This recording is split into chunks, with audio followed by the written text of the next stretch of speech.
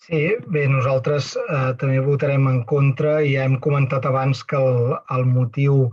no és tant l'import com la filosofia. Sabeu que fa temps que també demanem aquesta tarifació progressiva social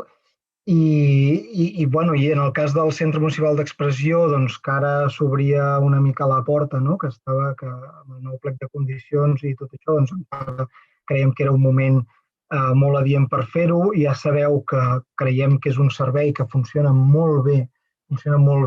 però com a projecte municipal doncs, creiem que no arriba a un sector social que hauria d'arribar i, i en aquest sentit doncs, creiem que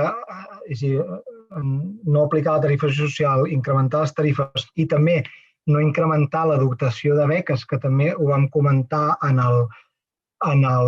la reunió de la comissió de seguiment, doncs que si s'incrementaven les tarifes i no s'aplicava una tarifació social, com a mínim que s'incrementessin les beques, i no només l'import de beques, que molts cops queden desertes, sinó l'estratègia per fer arribar aquestes beques en aquests estrats socials que actualment no són usuaris de l'Escola de Música i que creiem que són els que més ho necessiten, no? I apropar els barris. És a dir, en aquest moment, malgrat sigui una pujada baixa en valor absolut, ens sembla que no és la línia que hauria de seguir el Centre Municipal d'Expressió i per coherència amb aquesta idea doncs hi votarem en contra.